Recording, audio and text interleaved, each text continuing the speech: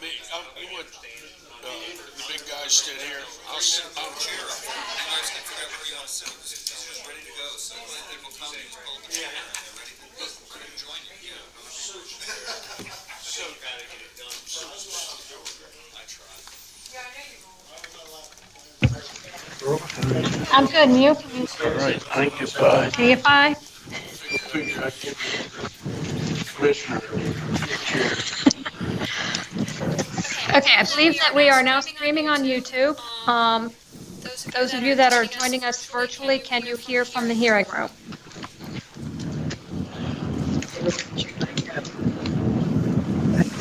I can hear you, Carla. Okay, thank you.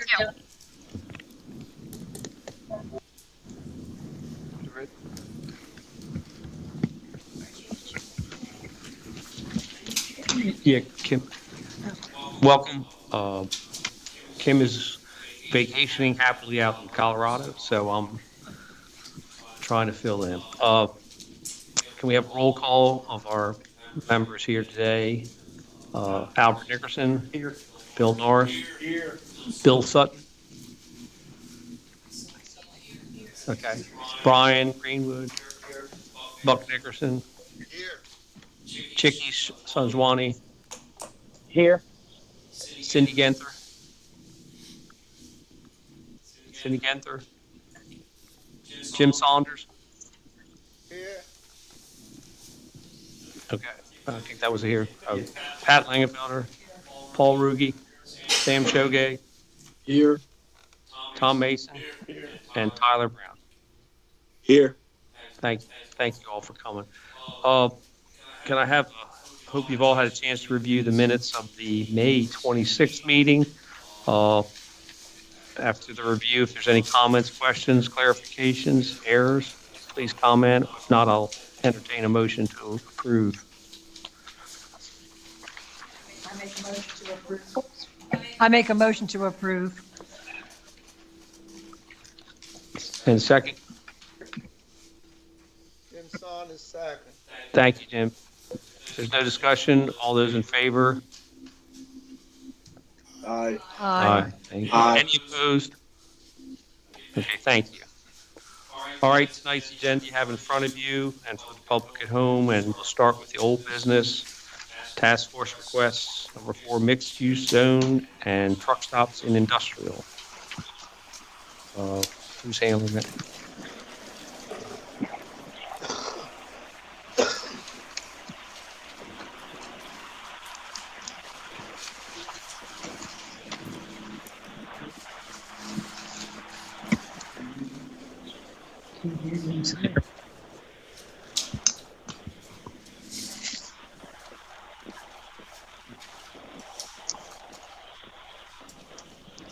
Speak loudly.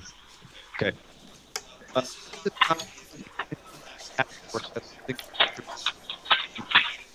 We discussed at last meeting. This is the opportunity. Staff doesn't have anything particular, but if there's anything we can open from the last meeting, that's 4 or 5. Phil, this is Cindy. You are breaking up, and at least on the Teams platform, it's difficult to hear you. Okay. Can you hear me now? Yes. Okay, I'll just be really close to the mic.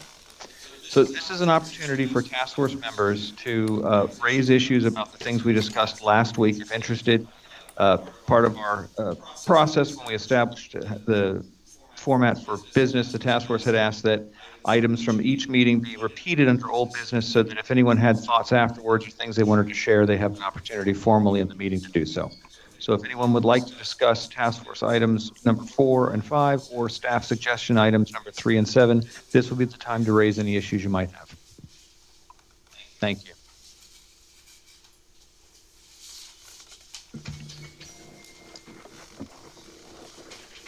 I have a little bit of input or thought about, the truck stop and all that stuff.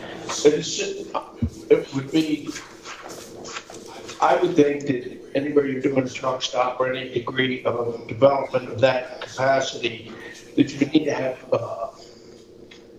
public sewer at the very least. And so I'm not so sure, somehow, some way that's got to be addressed, I think, or something we need to talk about. To my knowledge, there's no sewer or public water up in Massey. So I'm not opposed to something going on there in Massey, but I think it would be a little bit more appropriate maybe in Millington area. And I don't know, again, I'm not really well enlightened on the situation of Millington wastewater treatment plant, but I think that that's something that we ought to consider when we talk about those issues. So,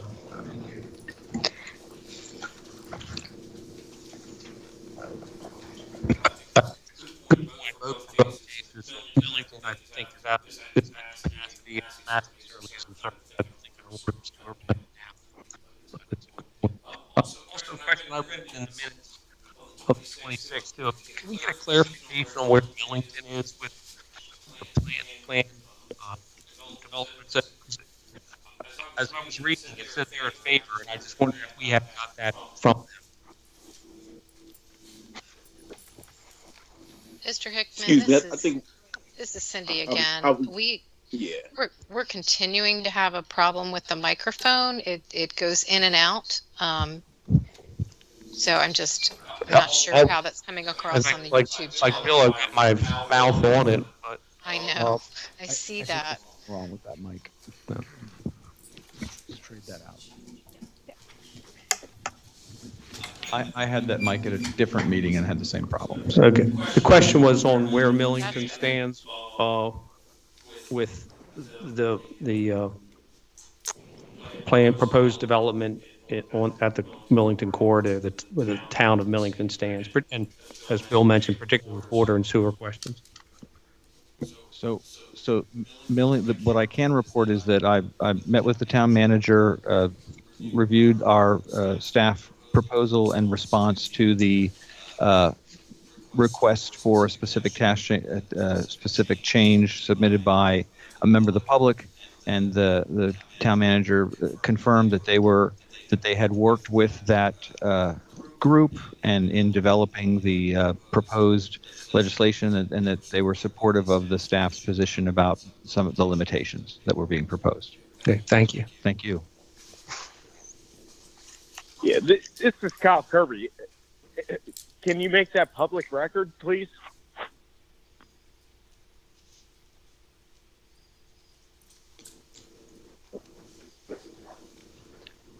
I'm not sure what you mean by that, sir. Has that been published at all? It was a Because we conversation. give them of any of the input from the public or the amendment to the request. I can look into that. Thank you. Thank you. Any other questions or comments from anyone on the mixed-use zone or the truck stops in the industrial? Okay. Moving to 4B, on the staff suggestions for the landscape requirements and street trees. Do we have any comments there or questions? I might just comment.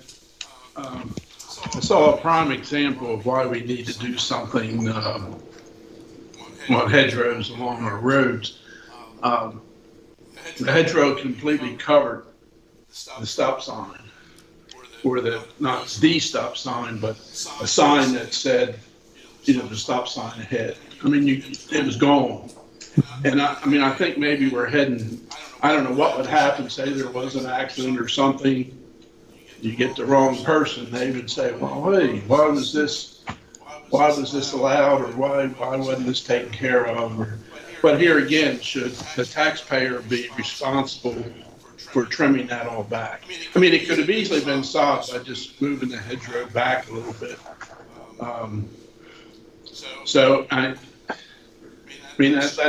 That's what we're facing. So that's why we need to have something that is more, so that they're not really planted in the road. these hedgerows are being planted in the roads.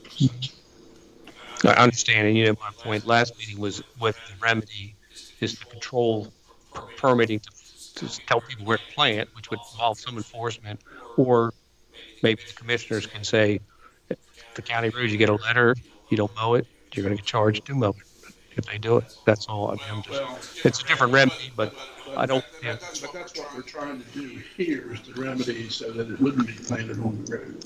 If you had a 15-foot setback, and I don't know what it should be. For agricultural. Oh, definitely for agriculture.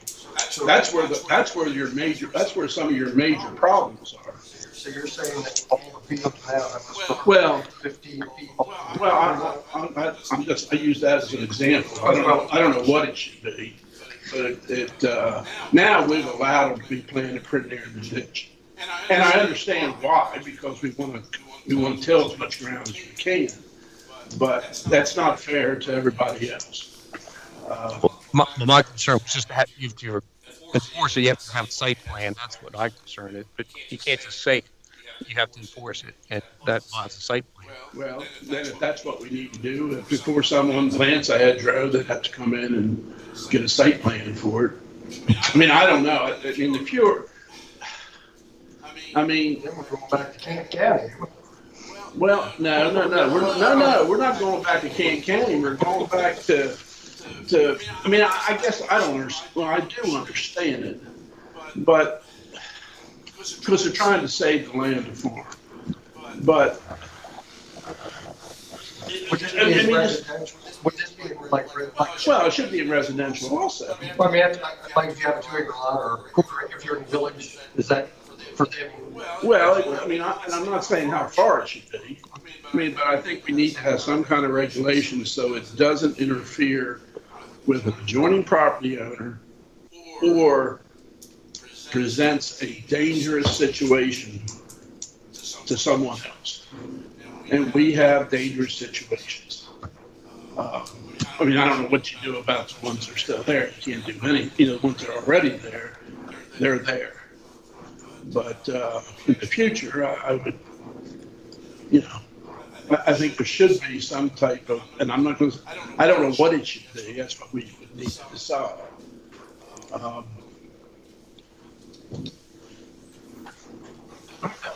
As far as I'm concerned with it, if you're planting something right up on the road, and what is the purpose of doing it? Is it to screen people from looking into your land, or is it to? There's a purpose for why somebody's doing that. And if you don't want people looking into your land, then you're causing a burden on the taxpayer or the bill payer, or even in the case of what Tom's just said about a sign being covered. So if you want to plant that, let's set a distance there. And if the distance has to be enough where somebody can farm outside that up to the side of the road, then I think there's nothing wrong with that. It's not creating a problem for somebody else. And that's what I think, that's what my issue is, that I'm not into creating, because it's what I want, and making what I want be a problem for the general public, for the general taxpayer, for the general maintainer of it. And I know there's nothing we can do with what we've got now. We're all burdened with the cost of maintaining that stuff. But in the future, I just don't think it's a real wise thing to be planting right up against the road, where it becomes an issue for other people. It's good.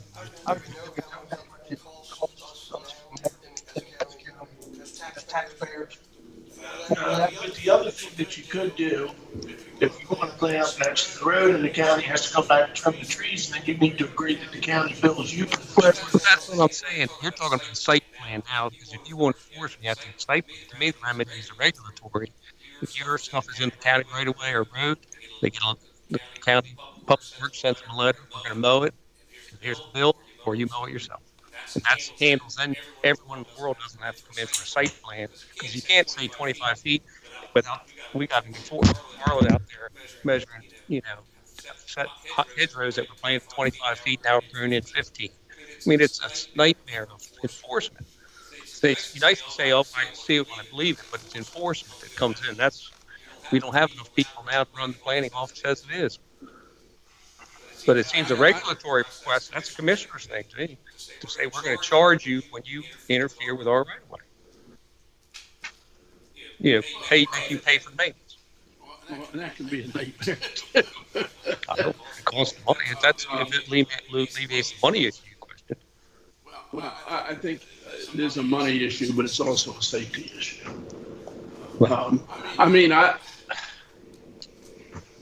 And I've thought about this. You know what would really be nice, and it depends on the reason the person wants his hedgerow.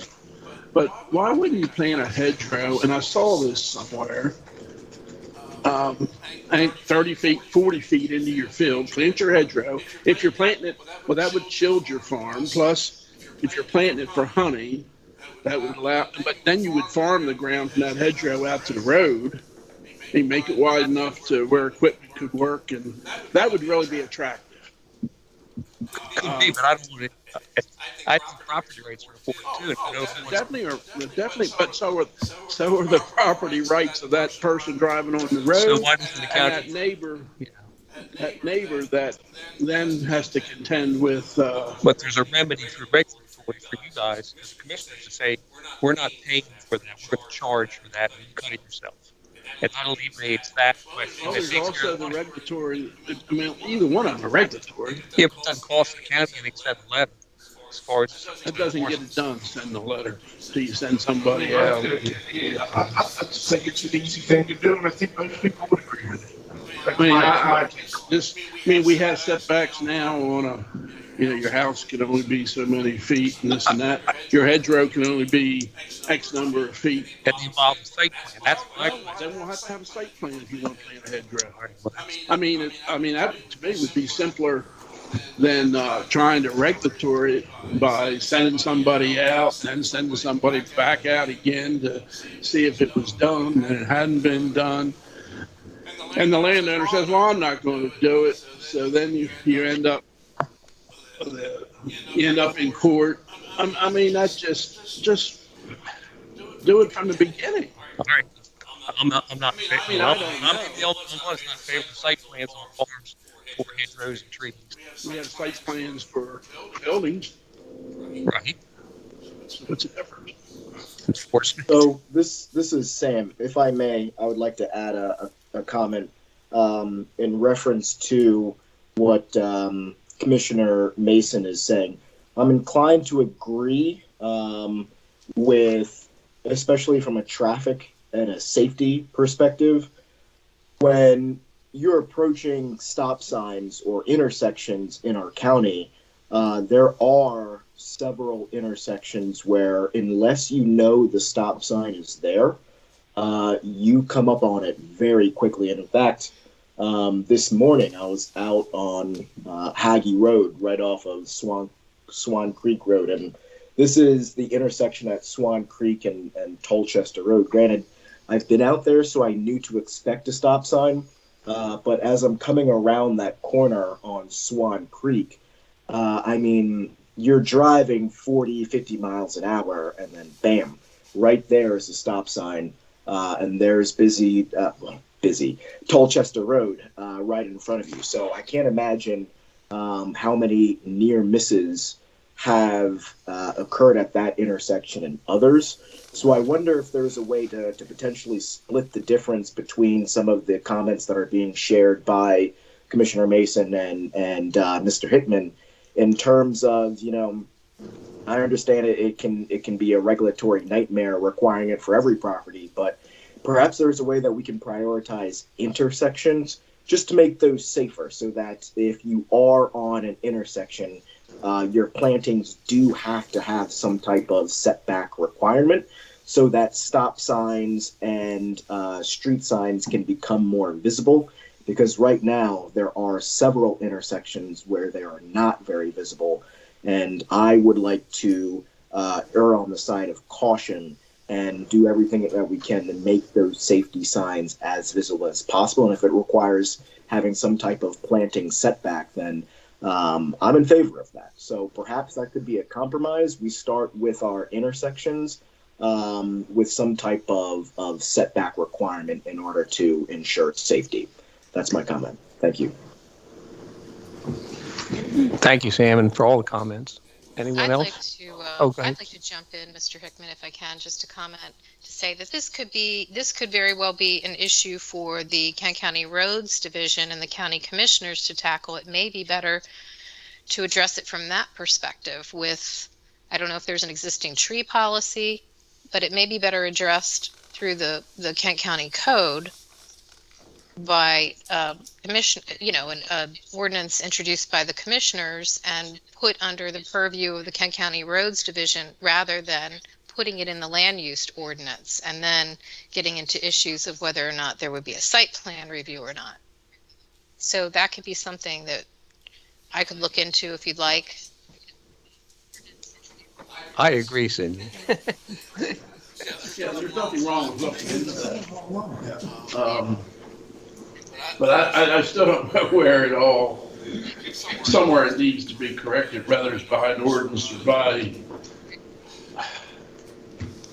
I'm just suggesting that the zoning ordinance may not be the place to put it. I would think it would And then be. maybe I we mean, need a that's what we're policy, doing. countywide policy with respect to I mean, county that's what we're roads. doing. I mean, that's some of the things we're trying to. Yeah, I kind of agree with Billy. I thought that's what we were You're doing. planting trees along the road or hedges or autumn or whatever it is, that attracts wildlife, which is not only is the wildlife getting killed because that's where they're living, they're getting run over, but it's also giving a place for them for shelter and everything else, and it doesn't make sense to create that environment right next to the road, in my opinion. I mean, how many deer are killed? How many everything is killed by, the jump out of these, there's no sight. And one other question I didn't put on this is that I believe a couple of years ago, there was discussion about making some sort of a rule that you couldn't plant trees along the road frontage because we were seeing byways, and there was a push and movement to, that's part of Kent County, we're preserving the farmland and everything else. And so it seems a little contradictory to me from this, we're arguing about what we have along our roadways, but yet what difference does it make if we can't see across the field? I mean, so I think this all has to come. Are you proposing? No. Oh, God, I'm misunderstanding. Maybe you were involved or in some of those meetings. I was not, but I am privy to a little bit of information that there was members of the planning commission several years ago that wanted to prevent planting along the roads. Like I said, I'm for property rights, but I'm also for safety. And I'm also for practicality, and I'm also for less burden on the entire population of the county, not just certain people. I mean, it just makes sense to me that you don't plant trees underneath them to create more maintenance. Why are we doing that? It makes no sense at all. If we want to plant trees, set back off the road a little bit. Plant your corn and soybeans up closer to the road. That would be what I would propose. I mean, I hadn't really thought about that, but what if we had hedgerows the whole length of 213 for scenic highway, and you drove down this tunnel? You wouldn't be able to see the farms. You wouldn't be able to see the historic houses. We're destroying what we're trying to save. But sort of, it seems. I don't know, but I don't know where that plan came from. But I still believe I would hate to miss seeing Fairhill Farm and Grandview Farm and all these farms. But I don't want to interfere with those property persons to plant trees on their property and require a site plan to do it. That's my question. I think Cindy got to the point I was. It becomes a maintenance regulatory issue that's Department of Roads, Public Works, as opposed to a planning issue. If we have a site plan because of enterprise, they get those. That's done for the the commercial enterprises. However it's done. No, well, that's, We need to- I think that's the only problem. We all agree it's safety. I mean, but it's a matter of how you do it. I think the proper place is not in a land use ordinance. That's all I'm saying, because it requires a site plan on ag, particularly ag land, because they control most of the frontage on the roads, and we just don't think it's unnecessary. I don't see that many. You have to have a site plan if you're just building a house, as long as your distances, people don't come in to build a house, do they? A site plan? No, but I mean, if I'm gonna build a house, does everyone who builds a house come in here for a? You don't come to the planning commission, but you do submit, there are different levels of site plans. Plot plans are generally what we call, that is the drawing that's submitted with the building permit. Then there are major and minor site plans. Well, then I don't see where that should be a problem. Then it's an administrative decision. If you come in and show them that you're here, I'm going to plant these trees right along the road, then they would say, well, no, you can't do that. Or I'm going to plant this hedgerow right along the road, and then it would be taken care See, of. there's any difference in doing anything else. I don't see what the big enforcement problem is. I mean, and you've got other rules in your zoning ordinance that prevents you from doing something and allows you for doing something in the county. So also, the only thing I think that Tom's saying and or I am saying, and we haven't discussed this prior to now. I don't think that it should be a burden to for everybody to maintain if you want to plant trees along the thing. And that's what we're doing. And quite frankly, I drove down Route 301 several times since our last meeting. And we're worried about what's going on behind this very, very little space between Cecil County line and Millington, where you can see inside somebody's farm. There's almost none. So we're arguing about the countryside and being able to see the countryside and enjoy our beautiful county, which we have. But the main thoroughfare through the county, 301, you don't see much land, you just see trees. So I agree, but I don't know if we're arguing about that. I think those property owners have. Where one shoe fits, it's got to fit the other place. Let me, as a commissioner, this is one of the big questions I get. Why do we allow these trees to be planted in the road? And to where I had a guy the other day is, why is that guy got his tree planted there, but it's all over on me now? I've got to cut it off I've got to hire somebody to cut this guy's tree off because he doesn't want to do it. Now, he could fight about it and probably take him to court and make him do it. But if it just wasn't allowed, then it couldn't be a problem. I understand. I think it's how we determine the remedy is the difference of opinion here. That's my opinion. But I think it's, as you know, there's hedgerows all over this county. We're planted and they cross over. And if there's property disputes, Nothing you can do about them. The ones that are planted, they're planted.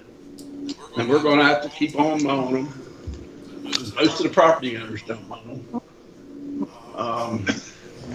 I don't think your property owners want to go to mow in the county right away. They're not going to want to.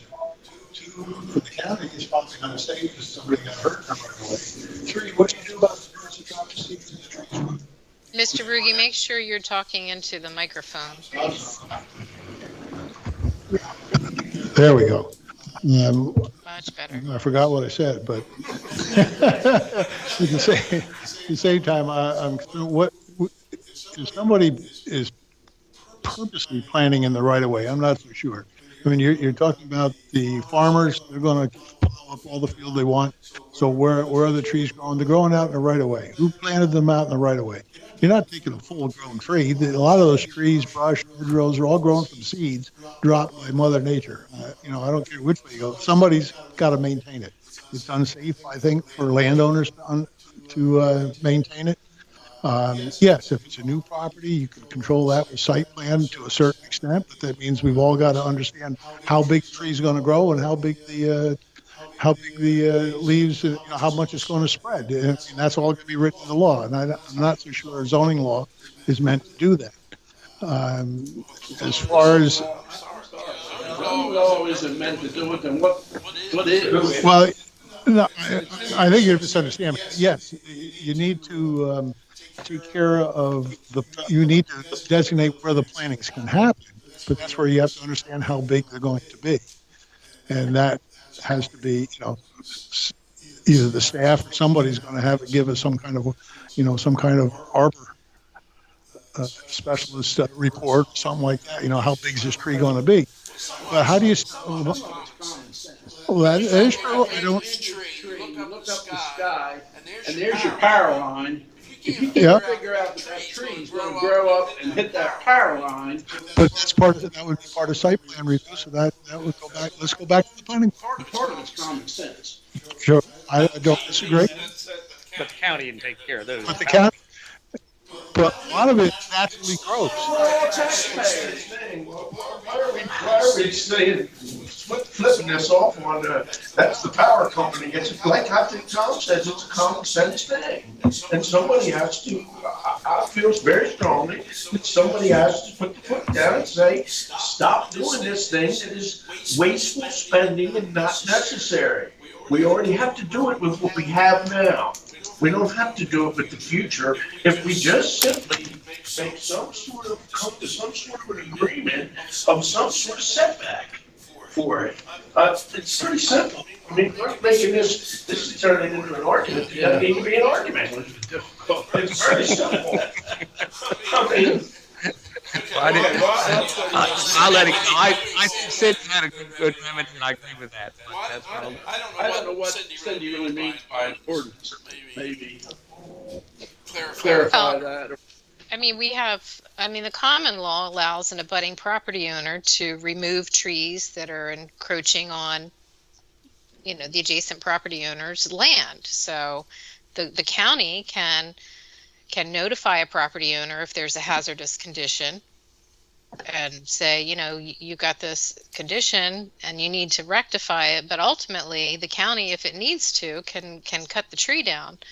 But where my only point was with respect to the zoning ordinance, where we're addressing situations where the landscape plan and the landscaping of a property is part of an application process for site plan review, subdivision review, maybe special exceptions. And in those instances, in most cases, I think, Carla or Bill, correct me if I'm wrong, oftentimes there's a landscape architect involved. There's a professional landscaping plan submitted.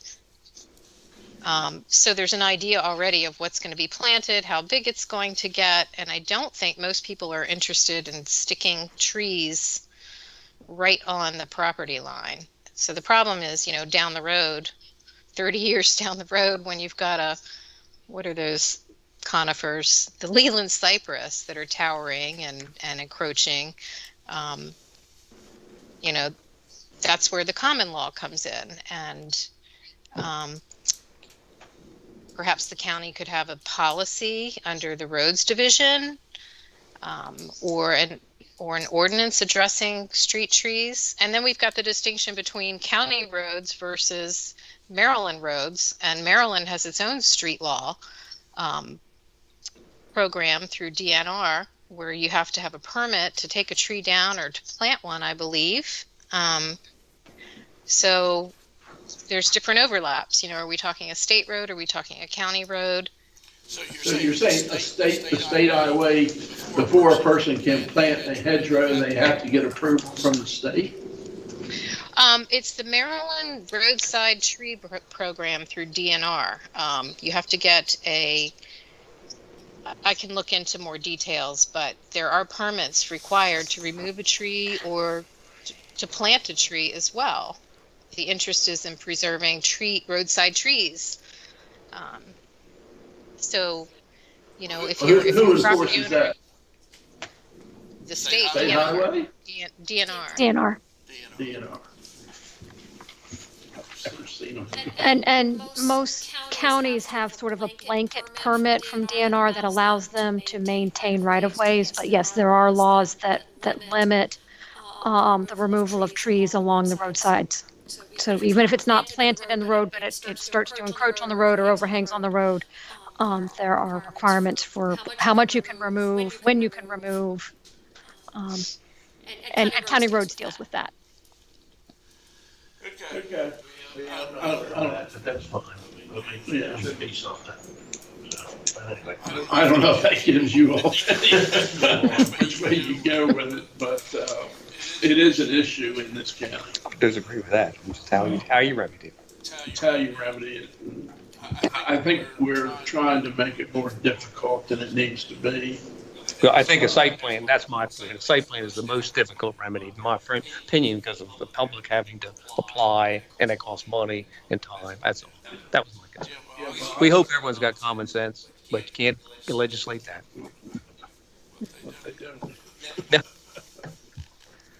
Any other comments on that vital subject? Well, Joe, I didn't like it. I made it sound like it was a joke. This is all a joke. This is something extremely serious from a safety standpoint. I mean, I hope no one ever gets killed because someone's planted a blooming hedgerow. Tom. And now it's covering up the signs. Tom, that was lighthearted about the house, this topic. It was not because of the subject. No one disagrees with safety. We talked about a remedy, how to do it. Comment was a little like we spent. If I apologize for that. I accept your apology. You don't want to necessarily smirks and everything else. We're trying to have a constructive conversation, and you get this laughing like you're doing right Well, now. I accept your apology. And, I mean, I just felt at that moment that But there's been quite a few companies that you've said throughout this entire process too, Billy, we're not constructive. But nobody's called you out on it. But if you'd like me to, I can. Well, I apologize for that. And not apologize for how it's taken. I apologize for saying, and I hope we have a little more constructive. Appreciate it. Thank you. Is there anything more on that subject then? We'll move to new business. I think that's Jamie.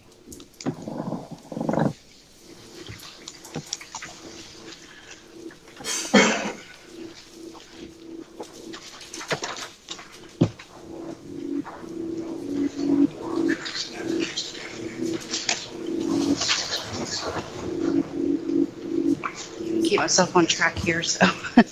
So thank you for allowing me to speak tonight and share the Economic Development Strategic Plan. Mr. Mackey asked me to present the 2017 plan.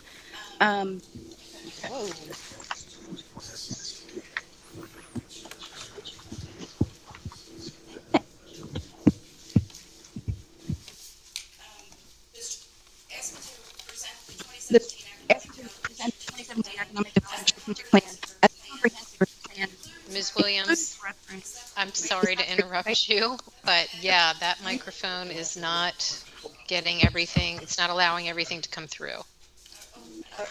It don't help if I turn it on. Well, so, okay, let's start over. Now that I have the mic on. Thank you. It's still a little iffy, so if you could stay close to it, yeah. Okay. So Mr. Mackey asked me to present the 2017 Economic Development Strategic Plan as a comprehensive plan. It sounds like it's still going in and out. It is a little bit. Try this again. Just hold it. Oh, you want me to sing? No, that would be a mess. Okay. That's great. Okay. As the comprehensive plan includes reference to the strategic plan and gosh, okay, I'm going to start over. Let me just start over. Mr. Mackey asked me to present the 2017 Economic Development Strategic Plan as the comprehensive plan includes reference to the plan and a strategy to implement the Economic Development Plan as amended. So just want to give a little bit of background. We began the process of updating the plan with public meetings and focused on the SWOT analysis, which allowed us to get feedback from the community. We did those meetings in February, on February 26th, March 4th, and March 11th of 2020. And then we all know what happened.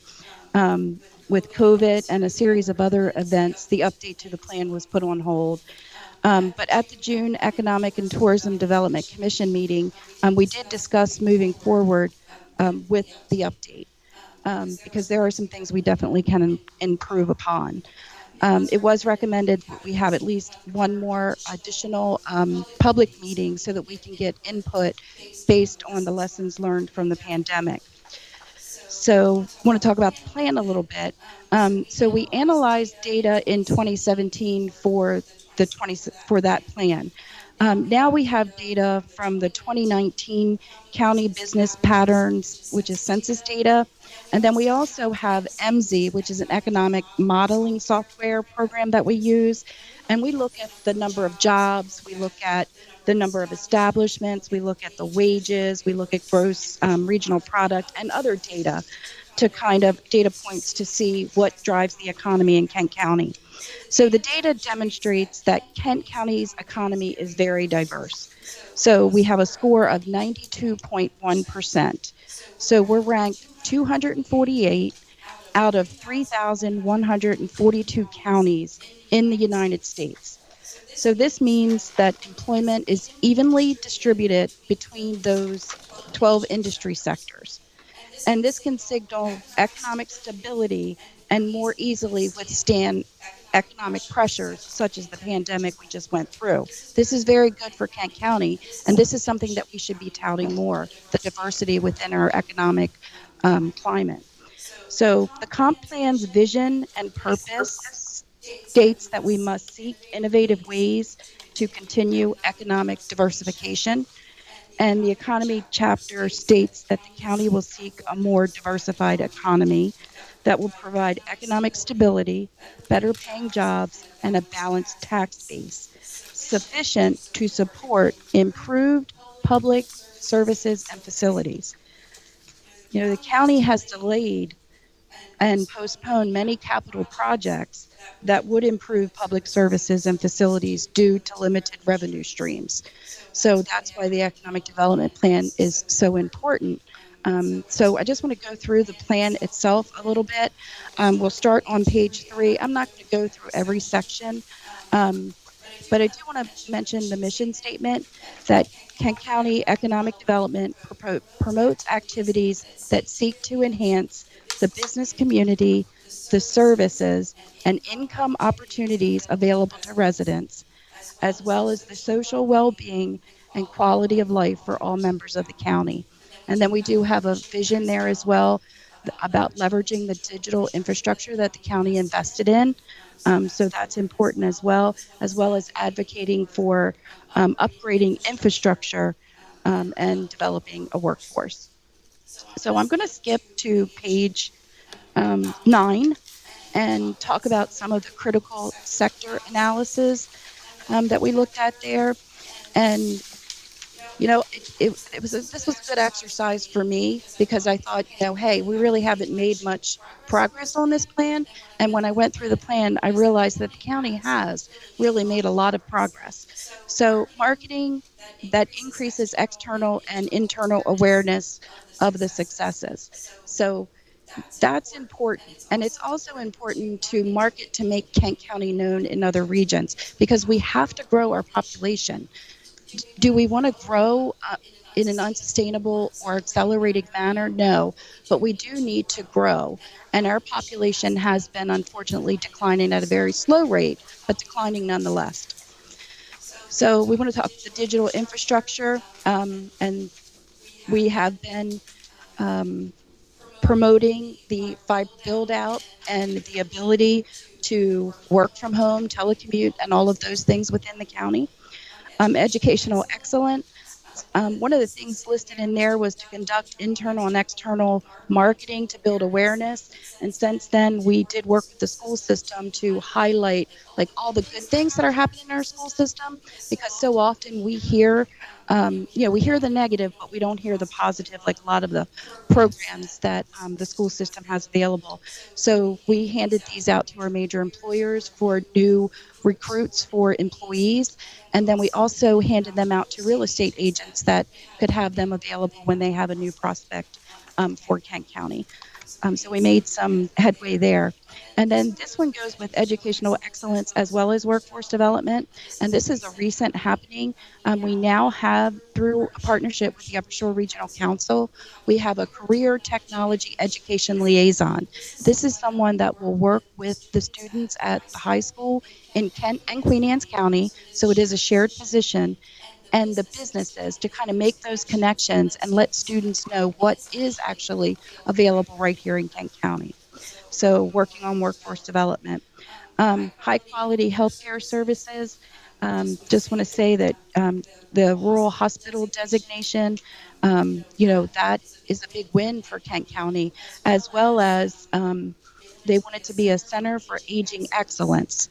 And then plans for Chop Tank Community Health has partnered with the University of Maryland to provide services for our citizens in the community. And not just here in Chestertown, but to do outreach into other areas within the county. So those things are underway. Housing and transportation, I'm going to kind of put those two together because we have hired a housing and transportation coordinator. To me, that was a great thing for the county, because when you look at economic development and everything it entails, and we were trying to focus on transportation and the housing and do all the other things, and it just wasn't, you can't do all those things well. So having a housing and transportation coordinator, and I believe this is Dawson's first year, he's making lots of connections. There's a new website about transportation within the county, so that is going very well. Recreation and leisure, that kind of goes more towards the tourism side, and whether it's tourism from the people coming into the county or just hometown tourism. And remember, before tourism and economic development were separate, but now they have merged together. And again, I think that's a big win for the county. There are some messages that definitely have to be different, but there are some messages and platforms where that message can be consistent. But we are putting out now consistent branding, consistent coloring within our ads, so that when somebody sees it, they actually know it's Kent County. So that's been a big win. Then on page 11, just want to jump there real quick. On page 11, we talked about target industries. So we did identify target industries. A lot of these industries take advantage of the fiber build out within the county, but they're also low environmental impacts, because we do realize that, we do live in a wonderful place. We're surrounded three sides by water, with the Chesapeake Bay and the two rivers. And we do realize that environmental concerns should be at top of mind. So a lot of these are low environmental impact, but high paying jobs. And they do take advantage of technology as well as intellectual resources that we have here in Kent County. And then there were a few at the very bottom. I will say the few at the very bottom were just needs within the community. We do need more retirement and assisted living facilities throughout the county, daycares, early childhood development centers, and then providers of youth and family entertainment. So those were some that we saw a need for, not necessarily, that it was a community need. But with the data centers, I will say that, we did get legislation passed for a sales and use tax exemption, and at the state level. And now Maryland is on the radar for some of these data center locations. We've produced a brochure, we have a website, and I actually got my first call this morning from the Maryland Department of Commerce looking at two properties that may fit for a data center attraction. So, we're making progress there as well. So on to page 12. So we took all of and there's a lot of, I realize there's a lot of themes and strategies in here, so I'm not going to go through all of them. But when we looked at those themes and strategies, we realized that we needed to break it down into three simple goals. So we did that at the top of page 12, focused on business retention, expansion, and attraction.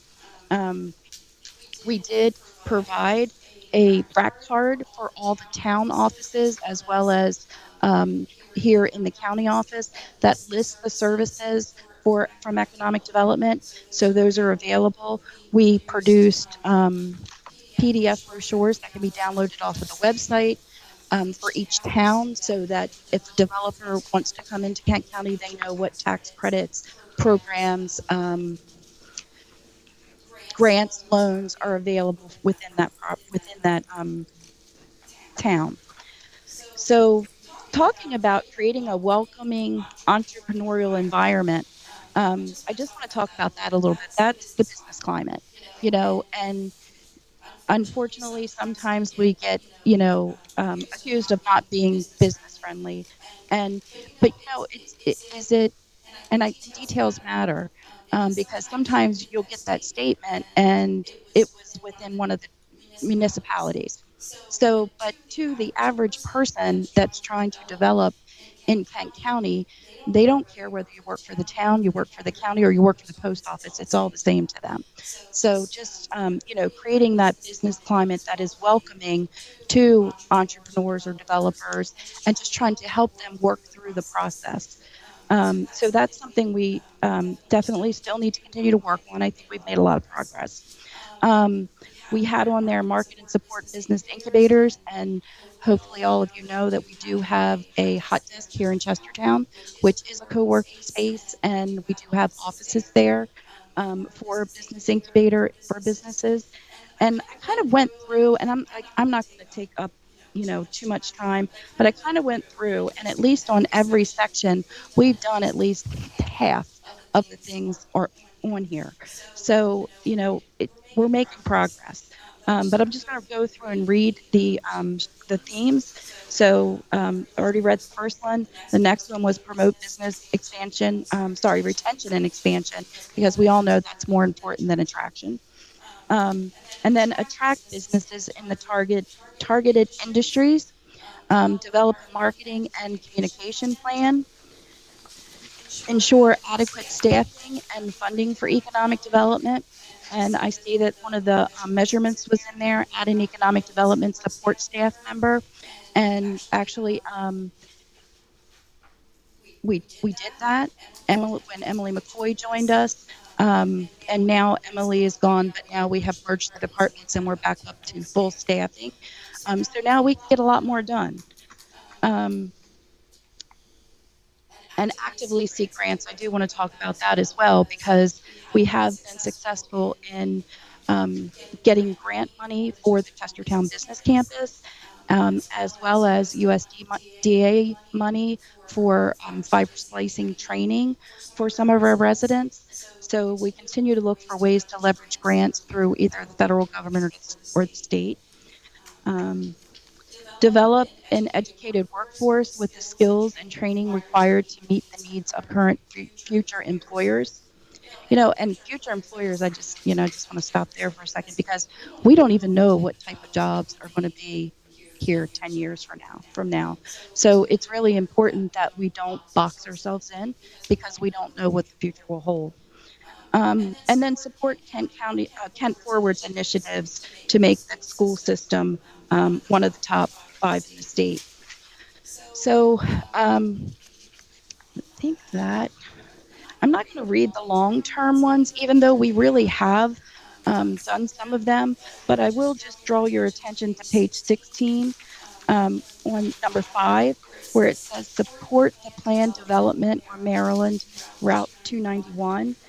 And then there is another one, support development on US 301 corridor in the Wharton industrial area.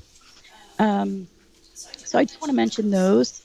Oh, and I will mention number 7 back on page 16 as well. Increase the population to 25,000 by 2025. Is that aspirational? Yeah. Would it be nice? Yeah. to add 5,000 people to Kent County, that would definitely increase our revenues, and we'd be able to upgrade and improve our infrastructure and facilities. But that is very aspirational, and we know that. But better to have a goal than not have one at all. So. We did develop a data story. I hope you guys have seen that. Actually, I will send Bill a list, a link, or Carla, so that they can send it to you guys. So that's one of the ways that we have been able to market Kent County and all the things that we've been doing to promote development. So it's a really good marketing tool, and we're really happy with the way it turned out. But it's basically Kent County story and pictures. But so to wrap up, the question to me is why Kent County would not want to consider any project based on location and merit. In the longer term goals, the plan states that support development on the US 301 corridor and the Wharton industrial areas. And these are the only two areas in the county designated for growth. There are no other ones. So, and we talked about, through this process, talked about not including a repair as a use in the industrial zoning district on the 301 corridor. We talked about not allowing restaurants with drive-throughs in the employment and commercial districts on the 301 corridor. And I think a really important point, and it kind of came up earlier this evening when Billy asked about the sewer on 301. But just because someone applies, it doesn't negate any of the zoning regulations or any of the other approvals that are required for that project to be approved. They still have to go through all the water and sewer regulations, buffers, and I'll probably get some of this wrong, views, setbacks, wildlife regulations, wetland regulations, stormwater management, ingress, egress, and things that I really don't know. I don't know anything about. But we have a planning department with planning professionals, and we have a planning commission with the expertise to review these projects and ensure they meet all that criteria. So should we be open to having those projects submitted and approved or not approved, depending on, based on the merits of the project? So the comp plan clearly addresses the need for economic development and explicitly by expanding the regulatory flexibility, especially focused on the Wharton area and 301 corridor.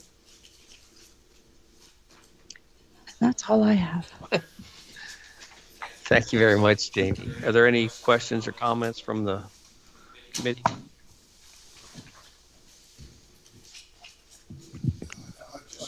Got one question. I see a lot of the information here is, I thought I had, there it is. A lot of the information here is from 2016. Do we have anything newer? Yes, I mean, that's a great question. 6-7 years ago. I love that question. I love it. Okay, so when I started doing economic development, I was told that we were using census data, and not everybody is included in the census data. So that that report that I talked about for census data, 2019 was just released, so it's behind. So how can you plan based on old data? So that was one thing that we did, is that through the Upper Shore Regional Council, we were able to get access to MZ, and it is economic modeling software that we use here at the county. In addition to that, the Upper Shore Workforce Investment Board has Shamora. And economic development, the International Economic Development Council actually recognizes 2 softwares for economic modeling, and those are it. So I can run the data here at Kent County, and then I can call the Upper Shore Workforce Investment Board and ask Dan to run the data, and then just compare them and make sure they sync. Because all of this information, it's funny because everybody thinks the data should be easily accessible, and it is not. So even to know what new businesses have started in Kent County, it's difficult to get that information. There is an e-license system for Maryland, but not all businesses have to get a license. So, you really have to have your pulse on the community and know what's going on. And then I'll also say we have a lot of 1099 employees in Kent County. They need to be accounted for. We also have, people that have second jobs, and some of those are cash transactions. And we need to know that they're out there as well. We just need to know this is all part of the economy of Kent County. So we just have to recognize that and make sure that we're acknowledging all of those. But I think that's a great question. The MZ data is dated 2020. So I don't know if that helps. And they do projections out to 2025. I hope we can get updated stuff, because it's hard to make a decision on 7-year-old. You're planning for the past. We're supposed to be planning for the future. I agree. Totally agree. And remember, that plan was from 2017 as well. So the plan was 2017 and the data was. Yeah, that's still 5 years ago. That's why we wanted to update the plan, and we started the process, and then COVID hit. So we're going to get back at that project, because you're right, it needs to be updated. Any other questions? Thank you. Any other questions? Hey, Jeff. Hey, right. Jeff. This is We Jim can- Saunders. Can you hear me? Yes. Listen at what you presented. What type of flexibility do any company have to come in that want to come in and build something and start a factory or something like that? This, from what I'm hearing, there's not too much flexibility any company have that comes in here. These rules are so tight that it gives me the impression that other companies read it or look at it and go to another place. Are you talking about the zoning ordinance?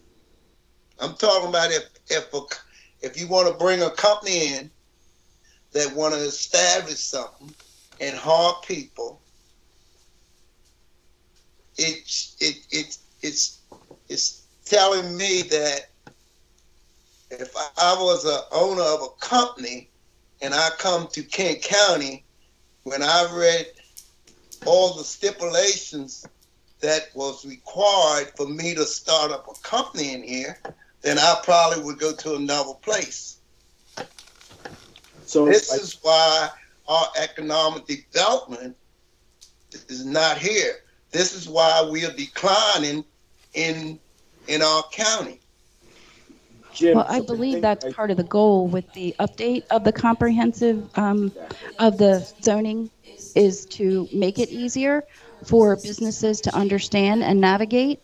So I believe that's part of the reason we're here. Am I correct in that? Okay. I hope so.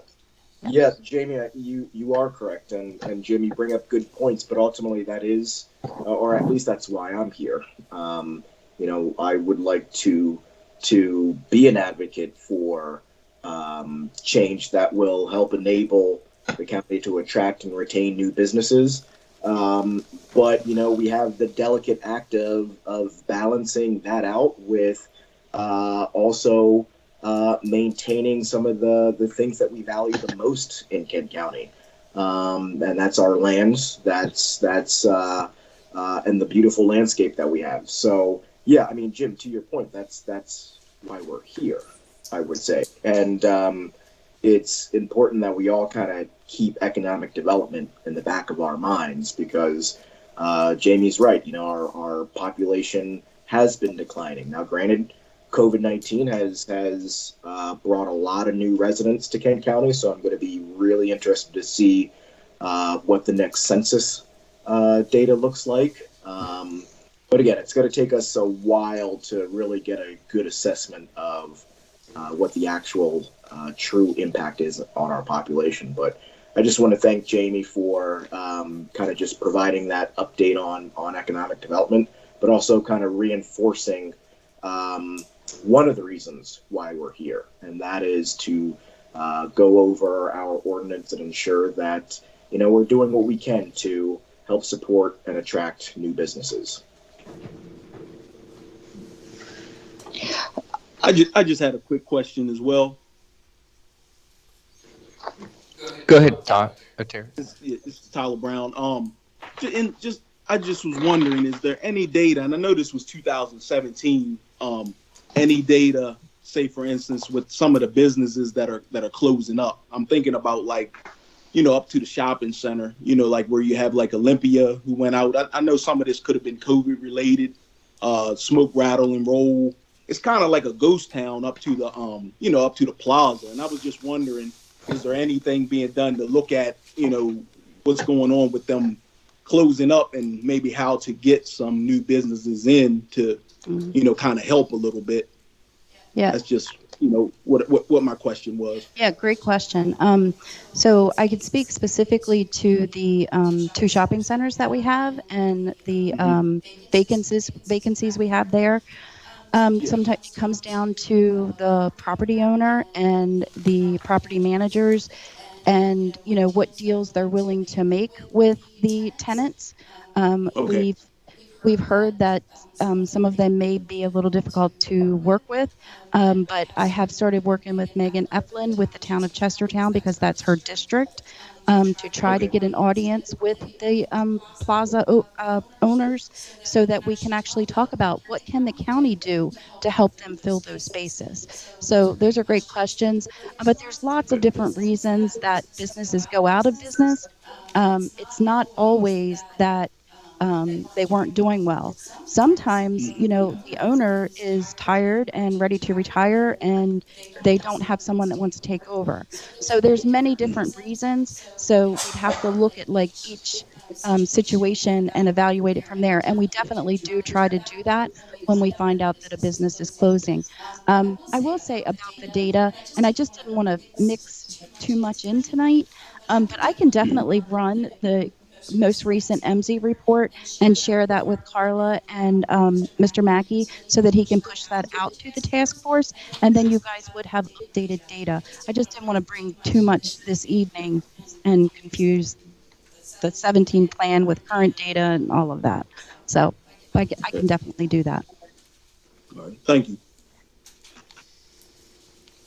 This is Cindy Genther. I wanted to make a comment that one of the things that Jamie has done since she's come on board is also to populate the commercial property database for Kent County, and that's been a big asset for folks who are looking for properties and looking to come here. Those properties are throughout the county, whether they're in the county or any of our towns. And they've been, we've gotten good feedback, and I've gotten a number of folks who have come to inquire about properties who have seen our listings on that commercial property database. And I just wanted to make a point that, in fact, that's been a real positive here, and I think Jim might want to know about that database that we currently have, that all of us as real estate brokers can contribute to. Yeah, and I can share that link as well.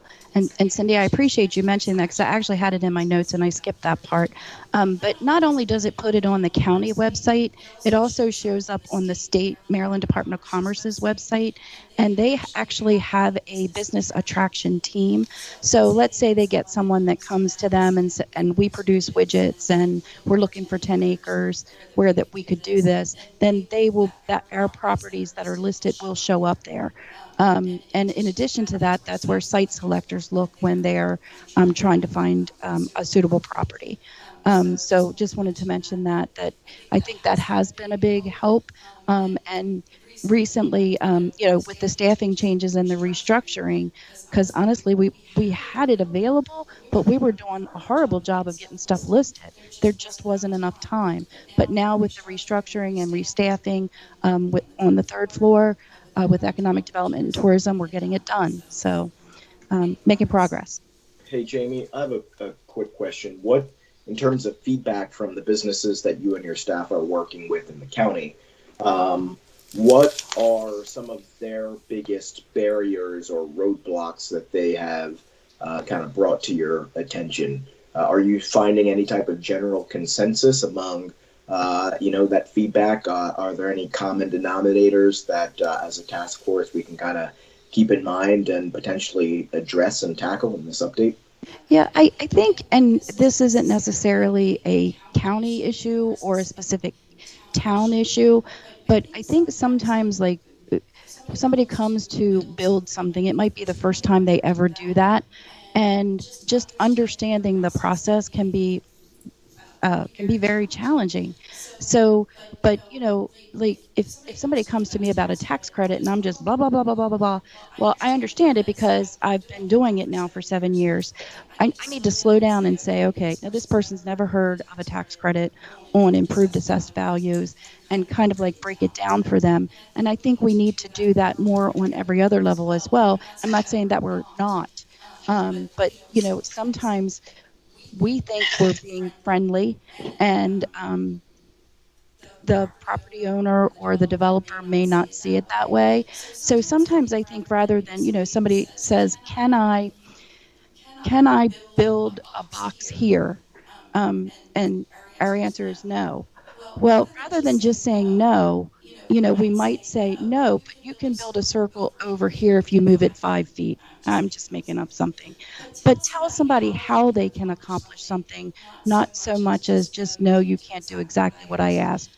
And again, because I deal with all 5 towns, so I'm not just hearing from the businesses in the county. And let's be honest, most of the businesses are in the towns.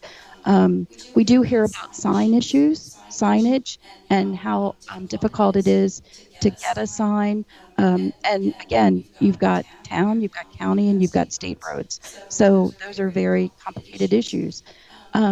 We hear a lot about labor, and I don't know that there's much that we can do about that other than try to attract workforce to the community. But we definitely hear about the labor shortage. Right now, our businesses are definitely hampered by not being able to fill positions. So our companies that are currently here could grow right now, but they can't do it because they don't have the workforce. And that, again, that's not just a Kent County issue. That's not just a Maryland issue. It's a nationwide issue right now. So that's one of the other big things. So I think understanding the processes, signage does seem to be an issue, and then workforce. Those would be the big ones. Thank you. Yeah, thank you, Jamie, and all the good comments. If there aren't any now, I think we'll take a little break. Can we do 10 minutes maybe, Bill? So we have time, or we're going to run out of time again. I would say if we all be back by 7:25. Thank you.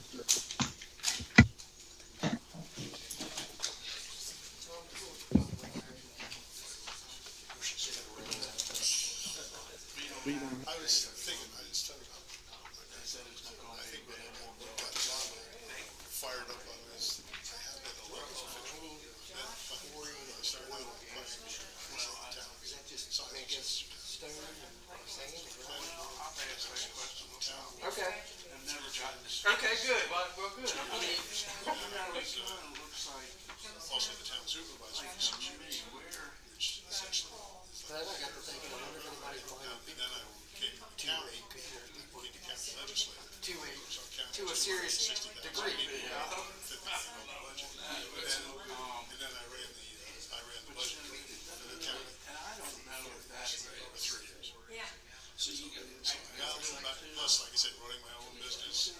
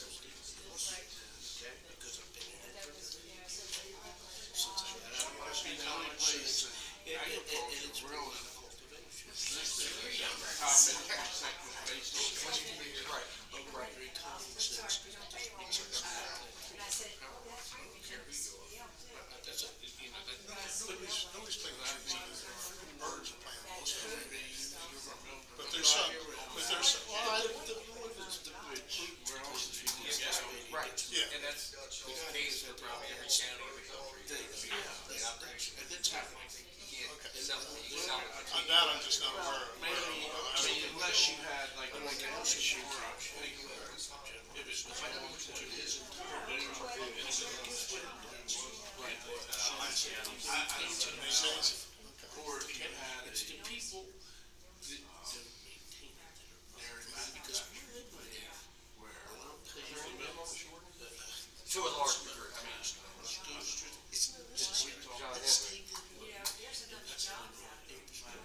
but that's going on. Things gotta come out and go back. That's my whole. But the whole thing is, you got somebody enforcing it. Where I don't think it belongs outside the site plan. Where it starts. I'm not experienced with that. But that, the site plan. I mean, we don't really, but a rule's a rule. Say like you make a rule. Yeah, but the site plan's not a rule, and the county's no way to enforce Processed it. oil, soybean. That's the biggest part. How you gonna enforce it? Plus, it'd be bringing somebody to say, everything else is. I mean, the town I came from, we have a zone. We questioned it, I think. Went around, county or town, sign on the Guess door, what we did though? compare site plans, compare Seemed the. like ag, whether you, whatever it is, it's a pretty big. Right. Whether Oh, I know that. Because they process, there are for me, says the amount of money. If you're a boater and you like to fish, you got it, but other than that, there's not much around. There's not even a golf course, except for the golf club, and that's a private club. And I'm a golfer, I've golfed out once or twice. But did something get exported into, or imported into,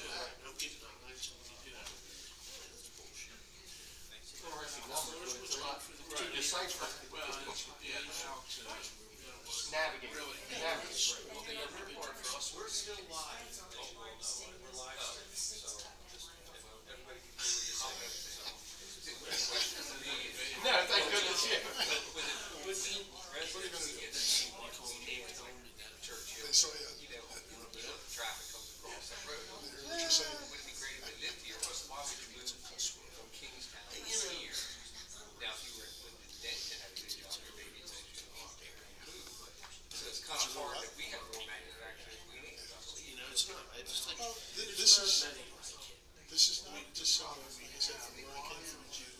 100 miles north of New York City. The south end of the county was all IBM. So I built up. Isn't Queen Anne's going up? Where I was, apple orchards, cornfields, Angus cattle. I agree with you. I think when you build down there, you got some, you got, impact fees. In the lower end, yeah. Still, you had some tax base. You had tax base. But I think it's, my point is, if you just want to. Well, but you got the, well, it's not within the county. The problem is, you got Delaware right next to it. It's got a good tax advantage versus Maryland. I mean, And that's a big for a lot of young people, I think they think, where's the house I buy? Now, if To they're me, you gotta kind of decide what kind of business do you want to develop? Do you turn it into an Amazon distribution center area? Or do you turn it into a recreation farm agriculture type area? Which, to me, that could be done. I think so. Especially the old. That, I think, get into some of the recreation areas. What would you say? It's, I don't know at this point. Yeah. Yep. Probably about 40%. I've got the map at home. I look at it, because I went through that too. Another 40% is what people think of anything to do with that. And so you're looking at 20%. What is the infrastructure? That's all the stuff. So what happens, the school system takes every kid seriously. Usually the kids that their parents are in there creating to have them run for school or the PTA, they move on and you have less parent act, and I think the parents have to drive it. Parent, you advise Howard County, I mean, those parents, I hate to be on that school, why is that our school number one in the nation? In Montgomery County, they're getting upset. Because the Jimmy Chase was number 2 in the nation. But you're not getting it like that. You're gonna have You're almost zero. anybody that goes up here and let's say goes to school somewhere or whatever and has a halfway decent education, they're going somewhere else because that's where the better paying jobs Absolutely. I mean, I just spent, like I say, 5, 6 years, 7 years in West Virginia. Before kind of traveling all over the state. Believe it or not, the whole state has that crime. People go to school. They make it easy to go to WVU. As soon as they're educated, if they were on the promise scholarship, they had to stay in West Virginia to work for 5 years. Just like being in the Army. You gotta go serve, give back, and then they're gone. It's just, it's tough. It's tough.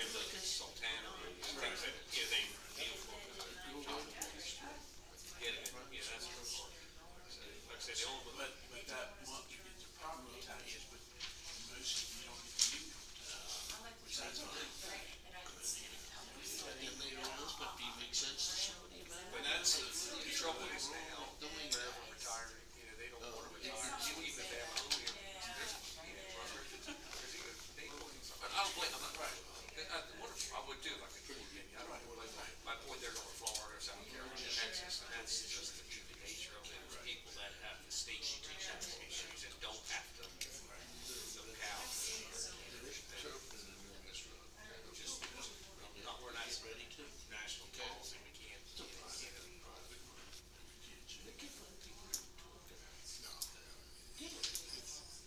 And that's a shame. I mean, that's the issue.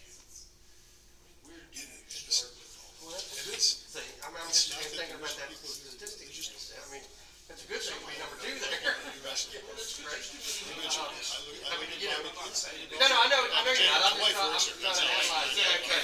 What the bad things are. And she works in the office, she knows a man, and you Well, got to check between in that on and this, here and whatever. yeah, but you still see it's all in their tweet. But it's all, and I also see it not only in this area, but biggest crime, people I've talked to with They're not a good broadband place is to have different. a second. Right.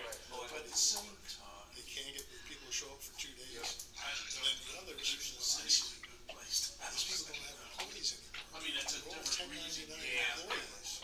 What is Private contracts. too much on it? Sure. I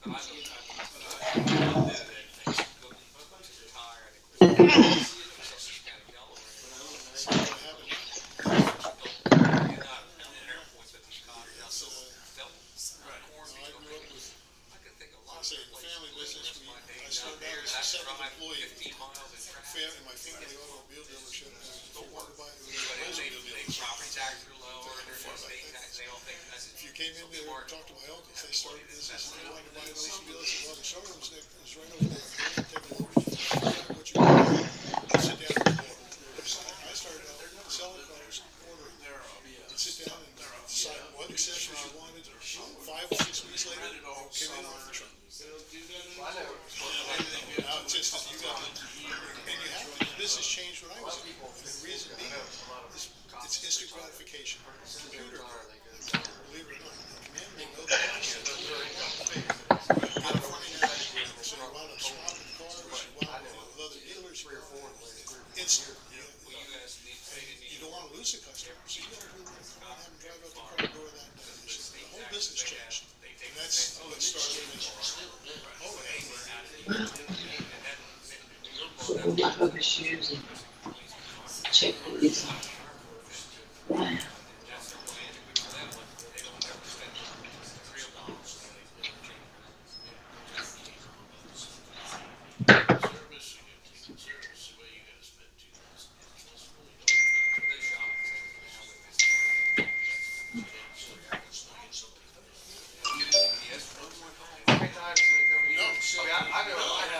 That's what I was gonna say, Mark. I'm ashamed to say it, really, but I mean, well, that's, I don't buy it. I don't need it. No, me neither. Used to a new car in 6 months.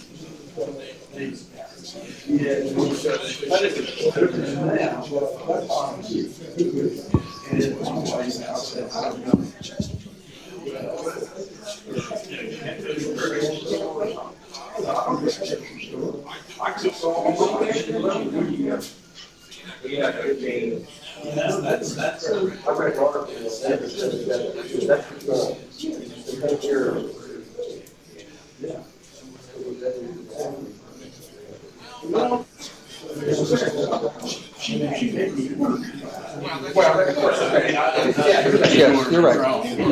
I think we'd like to get going if everyone.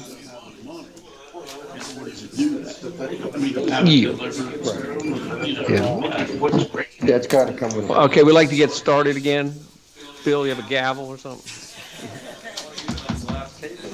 Oh, no. All right, thank you. Thank you. We're going to start with the review of setbacks for recreational use in the village. I guess that's Bill or Carl. Either one. Tonight, that's me. Thank you. Thank you. As Chair said, before you tonight is staff suggested item number 2, to consider reevaluating the 25-foot setbacks for recreational uses such as pools in the village zoning district. This particular item is sort of what I call fits into the logical considerations category. Staff raised it not because there was a complaint received, but because when you go through our code and there's a district where the lot standard is a 50-foot wide lot width, and then there's a requirement for 25-foot setbacks for something, then that really precludes that use if the lot were to be the standard lot expected in the district. So it's sort of a logical issue. There are other districts that have this same setback requirement, but they don't have a minimum lot standard, a minimum lot width that it conflicts with. However, they allow smaller lots, so there could be an actual issue. But again, I think the reason this was brought up is it's one of those logical things where when you look at the code and you see that there's a district with a 50-foot wide lot and then there's 25-foot required setbacks for use, and then it's sort of discouraging. I think it just one of those things where we're putting our heads together to try to figure out why it was there. So, and that's it. It's a pretty simple matter. And just looking for very good. Any comments or questions, concerns? The one positive here is our villages are particularly, Wharton has got water and sewer, and it'd be nice to encourage any kind of building residential use in that area. Thanks. Thank you. The next item is Carla.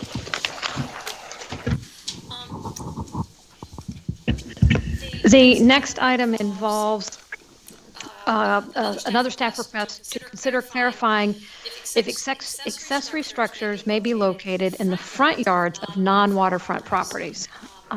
Just a little background, and we've had some discussion on this already, and we're focusing strictly on the non-waterfront properties tonight. That there are 2 different definitions of a front yard in the land use ordinance, and I've provided both of those in the staff report. Where for the front yard for a non-waterfront property, it is the yard extending across the front of a lot between the side lot lines and being the minimum horizontal distance between the street line and the required front yard line, which in effect means that if you've got area between the front of your house and where that required front yard line stands, we have in the past allowed people to locate accessory structures there. And so we were just sort of asking whether or not the task force wants to allow that practice to continue, or if they think that we should make changes to that would limit accessory structures to the side or rear yards of properties. And I'm sure that there are going to be some varied opinions on this. I know that for some properties that are really deep lots, it might not be a big issue. If your house is set 300 feet back and from a road, it might make sense to be able to put a barn between your house and the road. But there are also instances where a house might be really close to the road, and to put that shed between your front yard or your front door and that required front yard line, which might only be 20 or 30 feet, could certainly put a shed much closer to the road and more visible to the public. And so we're just looking to see if you have any thoughts, concerns. We can also just leave things as they are.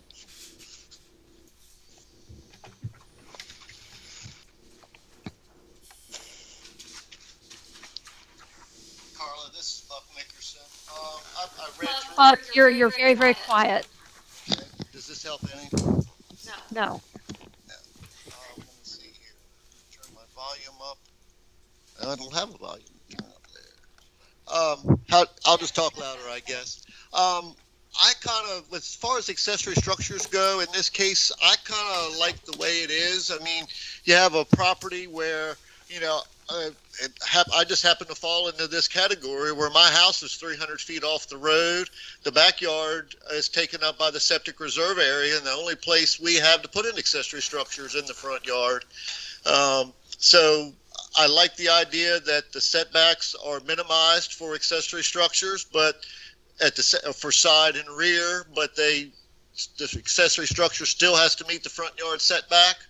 But as far as everything goes, I kind of like the way we have it now.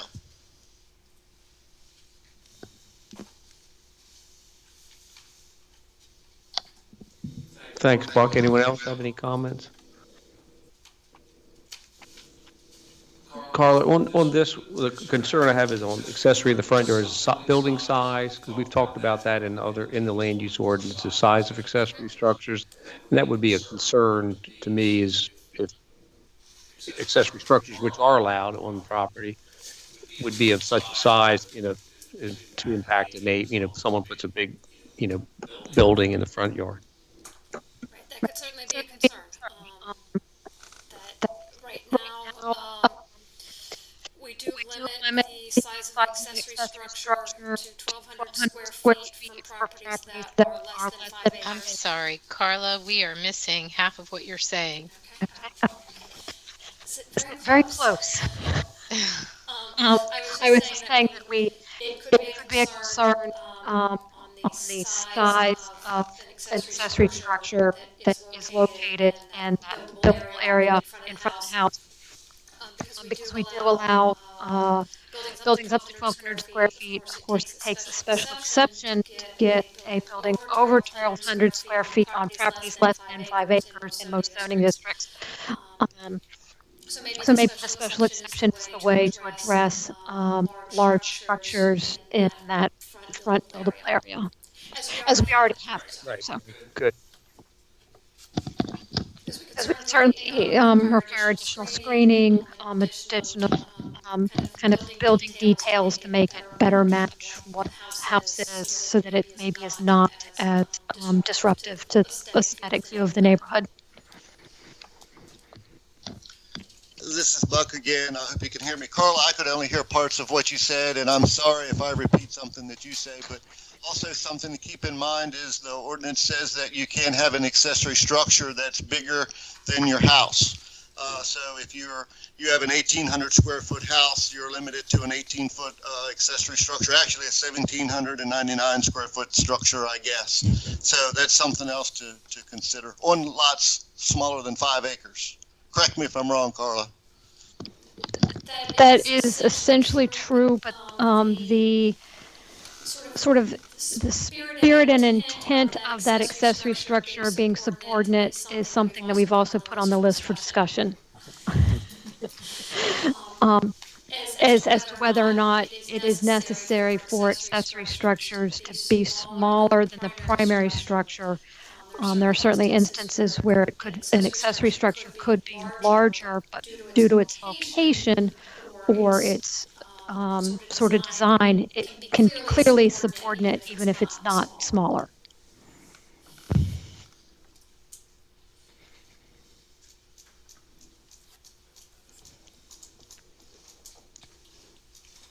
Hey, Buck, can you hear me? Hello? Oh, there we go. Buck, this is Bill. I know you can't see me, but I just want to say that I think your description was the clear policy of this department before I came here, and I think I've sort of tooled around with that a little bit. But previously, I believe it was, I believe that you are absolutely correct that the size of the building had to be smaller than the primary residence. And Carla can tell me if I'm wrong on that. It's actually something that has changed over time. Okay, thank you. From being more within the spirit and intent of being subordinate to being very strict as to accessory structures being smaller to maybe being more kind of within that spirit and intent of being subordinate. If that makes sense. Very clear. Anyone else on that? I guess it's time for public comments.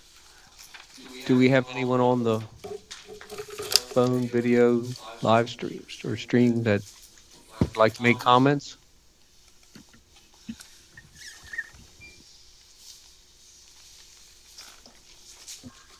Joe? Hello? Yes?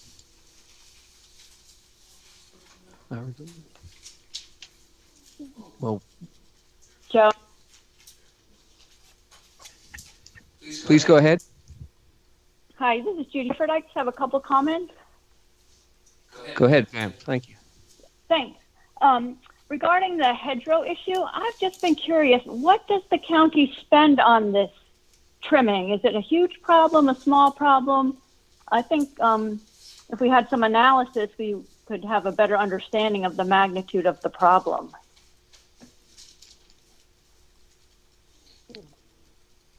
I guess that's something we could get from county roads or commissioner's office. Yeah, and then the other point I'd like to make is when Jamie was commenting on some criteria for development in Kent County, she said a small environmental footprint, which was quite good news to hear. And then I hear she says that she's looking at data center proposals, and those two things don't reconcile because it's clear that data centers have a huge impact on aquifers and the water in the county. And so we really need to take a careful look at that before it goes forward and make sure that there's careful analysis done and projections made before we open that Pandora's box. Thank you. Thank you. Anyone else on the line? Hearing none, is there anyone in the public who'd like to speak? Of course.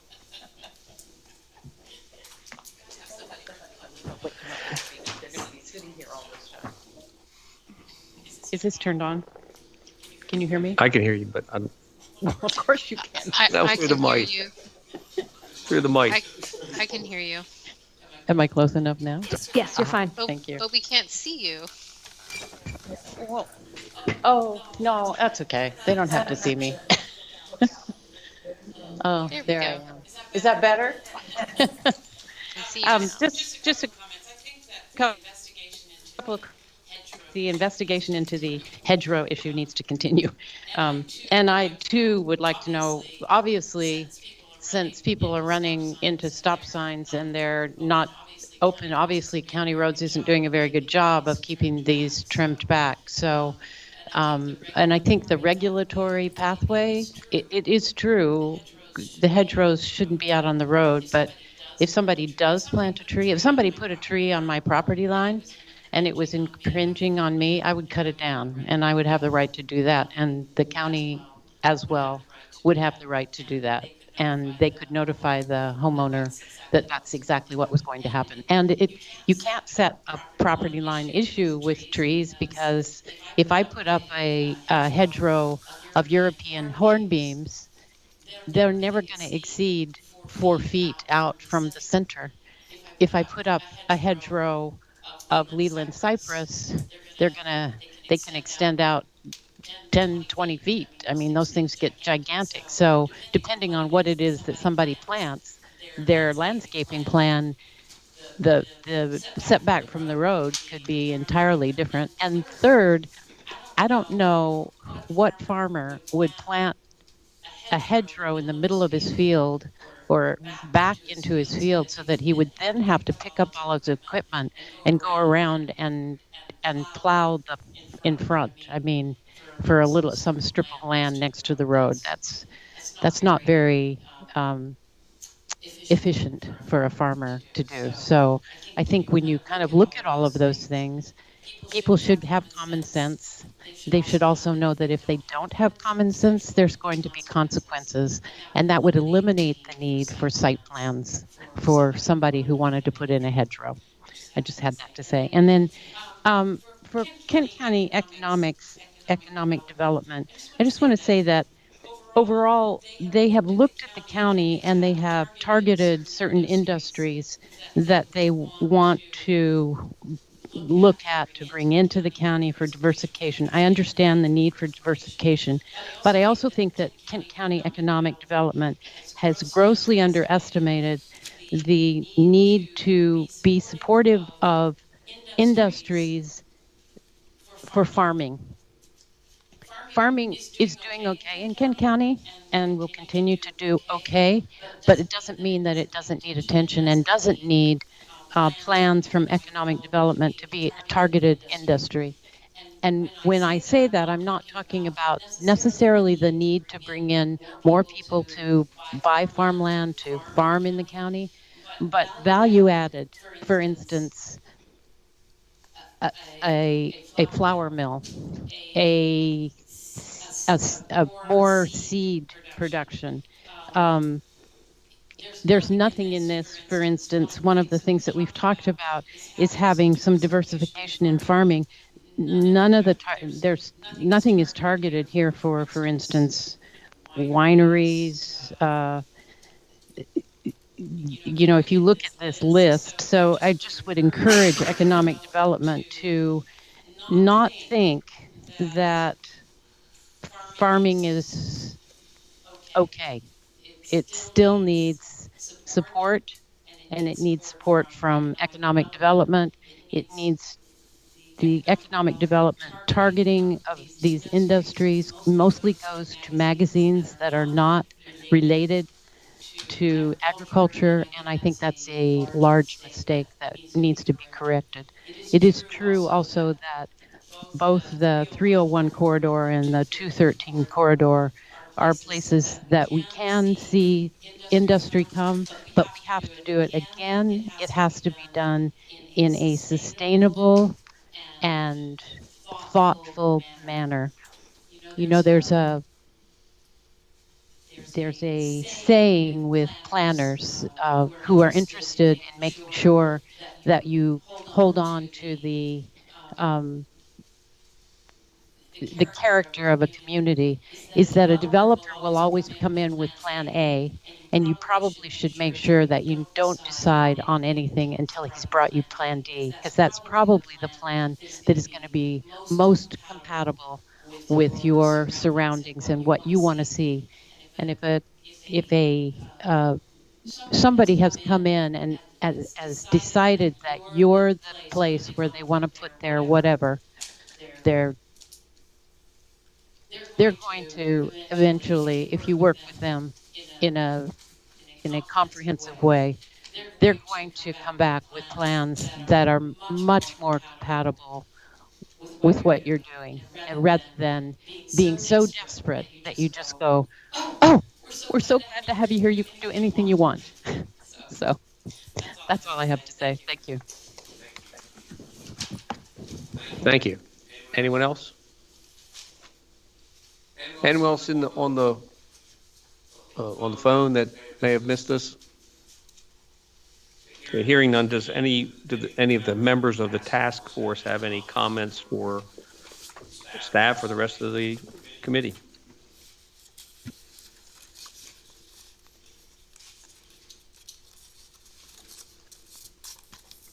Okay, hearing none, how about any requests for research by task force members for the planning staff?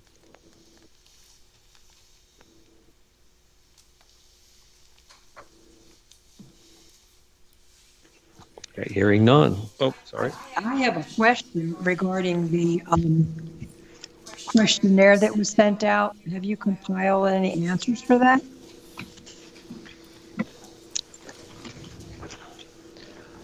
Well, I was just I was just working on that today, and we have 3 outstanding surveys. So hoping to get the last 3 in. Whoever is you know who you are. I don't, because it's anonymous.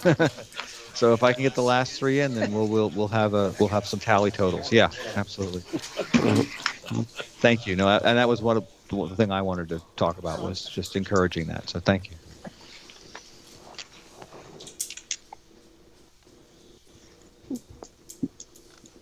And I guess, Bill, we should announce that the next meeting is July 14th. So we do have a small little summer break, just due to an extra Wednesday in June. Okay. Sounds good? Okay. Anything else from staff for the committee before we look to adjourn? Anyone on the phone have any other comments before we? All right, I'll entertain a motion to adjourn. So moved. Second? All right, thank you all. See you on the 14th, I hope.